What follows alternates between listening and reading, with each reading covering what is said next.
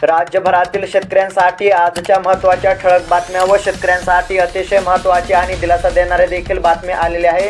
जे शेतकरी मित्र या व्हिडिओला शेवटपर्यंत पाहतील त्यांना संपूर्ण बातम्या पाहायला मिळतील। त्यासाठी या व्हिडिओला नक्की शेवटपर्यंत पहा आणि चॅनलवरती जर नवीन आलेला असाल तर आताच खाली दिलेल्या पांढऱ्या कलरच्या सबस्क्राइब बटनला क्लिक करून या चॅनलला नक्की सबस्क्राइब करा, जेणेकरून तुम्हाला रोजची रोज अशाच महत्त्वपूर्ण बातम्या या चॅनलवरती पाहायला मिळतील। 1 रुपयामध्ये काढा पीक विमा, आता 31 जुलैपर्यंत अंतिम मुदत। जर पाहायला गेलं तर प्रधानमंत्री पीक विमा योजनेमध्ये समाविष्ट होण्यासाठी 15 जुलै ही अंतिम मुदत होती। तथापि गत वर्षीच्या तुलनेमध्ये यंदा अर्ज कमी आले होते, त्यामुळे मुदतवाढ देण्याचा प्रस्ताव राज्य शासनाने केंद्र शासनाकडे 15 जुलैला पाठवलेला होता। त्या तातडीने सहमती देत 31 जुलैपर्यंत मुदतवाढ देण्यात आलेली आहे। त्यामुळे शेतकऱ्यांनी तात्काळ पीक विमा काढावा असे आवाहन करण्यात आले आहे। दुष्काळामुळे सरकारकडून शेतकऱ्यांना दिलासा देण्याचे काम घेतले मोठे निर्णय। एकंदरीत जर पाहायला गेलं तर कृषी पंपांना मोफत वीज, दुधाला 5 रुपये अनुदान, त्याचबरोबर कापूस सोयाबीन उत्पादक शेतकऱ्यांना प्रति हेक्टरी 5,000 रुपयांचे अर्थसहाय्य अशा प्रकारचे सरकारने निर्णय घेतलेले आहेत। त्यामुळे शेतकऱ्यांना मोठा दिलासा मिळालेला आहे। कांदा तसेच कापूस उत्पादकांसाठी निर्णय, हमीभाव खरेदीसाठी 200 कोटींचा फिरता निधी। जर पाहायला गेलं तर कापूस तसेच कांदा हमी भावाने खरेदी करण्यासाठी राज्य सरकारचे मोठे पाऊल पाहायला मिळत आहे। प्रत्येकी 200 कोटींचा फिरता निधी तयार करण्याची घोषणा करण्यात आलेली आहे। त्यामुळे कांदा व कापूस उत्पादक शेतकऱ्यांना दिलासा मिळणार आहे। लाडकी बहीण योजना मिशन मोडवर राबवावी, आढावा बैठकीत पालकमंत्री दादा भुसे यांचे अधिकाऱ्यांना निर्देश। जर पाहायला गेलं तर माझी लाडकी बहीण योजना हा राज्य शासनाचा क्रांतिकारी निर्णय आहे। महिलांचे आरोग्य, पोषण आणि त्यांच्या आर्थिक स्वावलंबनासाठी महत्त्वाकांक्षी योजना आहे।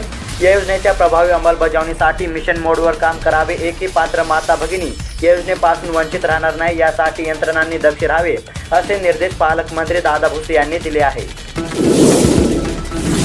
राज्यामध्ये दुधाच्या दरामध्ये झाली वाढ, दूध उत्पादक शेतकऱ्यांसाठी मोठी बातमी। सध्या पाहायला गेलं तर मागील काही दिवशी दुधाचे दर कमी पाहायला मिळत होते, परंतु दुधाच्या दरामध्ये पुन्हा आपल्याला वाढ पाहायला मिळत आहे। सध्या पाहायला गेलं तर दुधाच्या दरामध्ये 2 रुपयांनी वाढ झालेली असून शेतकऱ्यांना दिलासा मिळणार आहे। 87,831 शेतकऱ्यांच्या खात्यात 98 कोटी रक्कम जमा। एकंदरीत जर पाहायला गेलं तर शेतकऱ्यांच्या बँक खात्यावरती नुकसान भरपाईचे पैसे जमा होण्यास सुरुवात झालेली आहे। नोव्हेंबर व डिसेंबर 2023 या कालावधीमध्ये झालेल्या अवकाळी पावसामुळे शेतकऱ्यांचे मोठे नुकसान झाले होते। या नुकसानीच्या भरपाईसाठी जालना जिल्ह्यातील 87,831 शेतकऱ्यांच्या बँक खात्यावरती 98 कोटी 50 लाख रुपयांचे अनुदान वर्ग करण्यात आले आहे। त्यामुळे शेतकऱ्यांना दिलासा मिळाला आहे। गुरुवारपर्यंत मुसळधार, हवामान विभागाचा राज्यामध्ये हाय अलर्ट। आता जर पाहायला गेलं तर जुलैच्या पहिल्या आठवड्यापर्यंत काहीसा थांबलेला मोसमी पावसाने पुन्हा जोर पकडलेला आहे। गेल्या आठवड्यापासून राज्यातील बहुतांश भागामध्ये मुसळधार पावसाने हजेरी लावलेली आहे। त्यामुळे काही जिल्ह्यांमध्ये पूरस्थिती निर्माण होऊन जनजीवन विस्कळीत झालेले आहे। दरम्यान भारतीय हवामान खात्याने राज्यातील जिल्ह्यांना पावसाचा हाय अलर्ट दिलेला असून येत्या 18 जुलैपर्यंत म्हणजेच गुरुवारपर्यंत राज्यात ठिकठिकाणी मुसळधार पावसाची शक्यता वर्तवण्यात आलेली आहे। मराठा ओबीसी आरक्षण वादामध्ये मध्यस्थी करा, छगन भुजबळ यांची शरद पवारांना विनंती। जर पाहायला गेलं तर मराठा आणि ओबीसी आरक्षणाच्या प्रश्नावरून गावागावामध्ये संघर्ष निर्माण होऊन स्फोटक परिस्थिती निर्माण झाली आहे। त्यामुळे राज्यातील एक ज्येष्ठ नेते म्हणून आपण जबाबदारी घेऊन मराठा ओबीसी वादामध्ये मध्यस्थी करून राज्यामध्ये शांतता निर्माण करावी अशी विनंती आपण शरद पवार यांना केल्याची माहिती राष्ट्रवादी काँग्रेस अजित पवार गटाचे नेते छगन भुजबळ यांनी दिली आहे। शेतकरी हिताचे निर्णय घ्या, खासदार शोभा बच्छाव यांची मागणी। एकंदरीत जर पाहायला गेलं तर शेतमालावरील निर्यात बंदी उठवण्यासह जीएसटी कर माफ करावा या मागणीसाठी खासदार शोभा बच्छाव यांनी केंद्रीय कृषी मंत्री शिवराज सिंग चौहान यांची भेट घेऊन कांदा उत्पादक शेतकऱ्यांना दिलासा द्यावा, शेतकऱ्यांची आर्थिक व सामाजिक स्थिती सुधारावी यासाठी केंद्र शासनाने ठोस पावले उचलावी अशी मागणी खासदार बच्छाव यांनी कृषी मंत्री चौहान यांच्याकडे केली आहे। 100 शेतकऱ्यांची अद्रक बोगस खतामुळे उगवली नाही, बाबरा परिसरातील शेतकऱ्यांवर संकट, लाखो रुपयांचे नुकसान। जर पाहायला गेलं तर फुलंब्री तालुक्यातील बाबरा परिसरातील जवळपास 100 शेतकऱ्यांवर संकट कोसळलेले आहे।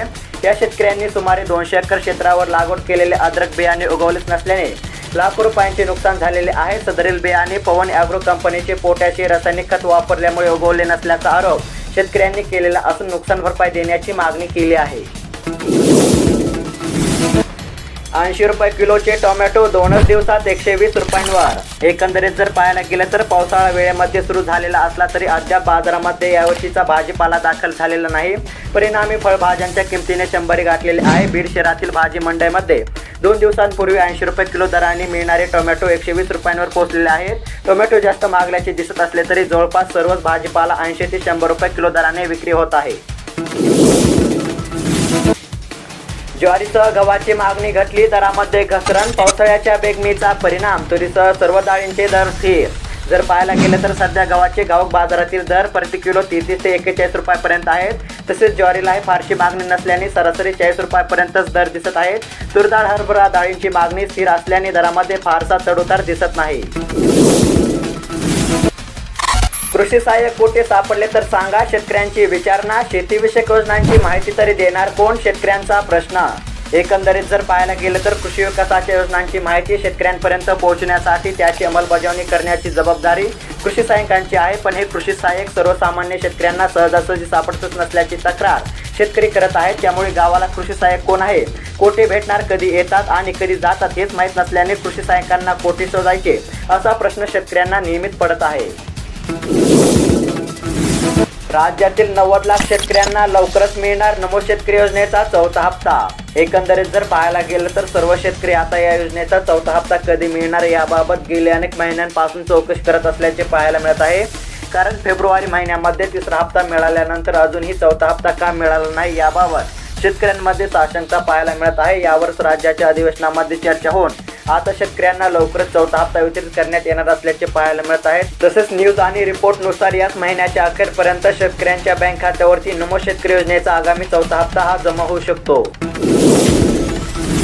सोयाबीन दरासंदर्भातील अपडेट, बाजार समिती परतूर येथे सोयाबीनला मिळाला जास्तीत जास्त 4375 रुपयांचा दर। एकंदरीत जर पाहायला गेलं तर बाजार समिती परतूर येथे सोयाबीनची 3 क्विंटलची आवक झालेली होती। तर सोयाबीनला कमीत कमी दर 4300 रुपयांचा, जास्तीत जास्त दर 4375 रुपयांचा आणि सरासरी दर 4350 रुपयांचा मिळाला आहे। त्याचबरोबर शेतकरी मित्रांनो, बाजार समिती अमरावती येथे सोयाबीनची 2058 क्विंटलची आवक झाली होती।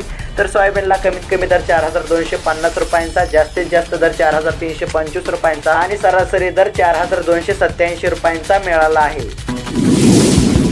पीक विम्यासंदर्भातील शेतकऱ्यांमध्ये संभ्रमाचे वातावरण। एकंदरीत जर पाहायला गेलं तर सध्या पीक विमा कंपनीकडून मागील वर्षी शेतकऱ्यांनी भरलेल्या पीक विमा आधारित पावसामुळे झालेल्या शेती पिकांच्या नुकसानीची भरपाई म्हणून शेतकऱ्यांच्या बँक खात्यावरती पैसे जमा होत असल्याचे पाहायला मिळत आहे। परंतु सदर विमा हा कोणत्या पिकाचा आहे, खरीप हंगामाचा आहे की रब्बी हंगामाचा, याबाबत शेतकऱ्यांमध्ये संभ्रम निर्माण झाला असल्याचे पाहायला मिळत आहे। तर शेतकरी मित्रांनो, बातम्या कशा वाटल्या कमेंट करून नक्की कळवा आणि अशाच महत्त्वपूर्ण बातम्या रोजची रोज जाणून घेण्यासाठी आताच खाली दिलेल्या पांढऱ्या कलरच्या सबस्क्राईब बटनला क्लिक करून या चॅनलला नक्की सबस्क्राईब करा। धन्यवाद।